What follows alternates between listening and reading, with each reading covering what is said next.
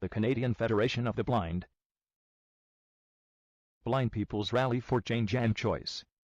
February 15, 2011. Coverage on Chek 6 News.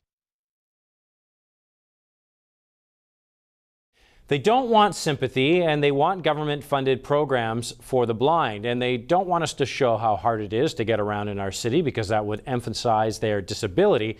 Their emphasis is on what they can do. Bruce Kirkpatrick reports. Erin LaCharity has been blind since birth. She's on her way from her Victoria home to a rally at the legislature to support blind initiatives. What do we need? We need freedom. We need freedom. We need training. We need jobs. We need equality. The Canadian Federation of the Blind, CFB for short, held a rally at the legislature today.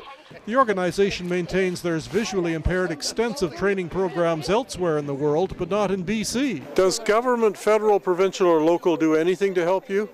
Not in terms of intensive skills training. There are training centers. I just came back from Louisiana. I spent 9 months doing at a training center in the United States, really positive training center where I learned Braille, cane travel. We don't have anything like that here. And there is your rewind. It is this kind of training Elizabeth and others want. This is the Blends program in New Zealand, whose purpose is to allow young people with vision difficulties complete potential for growth and independence. Lalonde and the Canadian Federation of the Blind maintain only 2 of 10 blind adult Canadians are employed, with a yearly job-based average income of $12,000, and only 10% of blind children in Canada are taught Braille in public school. There's no blind immersion programs in Canada, but 3 in the U.S.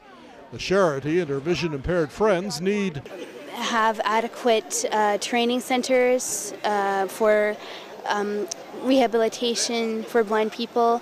Also at today's rally is a physiotherapist who's written a book about the politics of being blind. We want to change the way blind people are treated, from charity cases to more public, and getting us really into the mainstream and doing away with the charity aspect. Hey, hey, ho, ho! Immersion training is the way to go! Their point is the visually impaired don't have to be disabled, for they are able.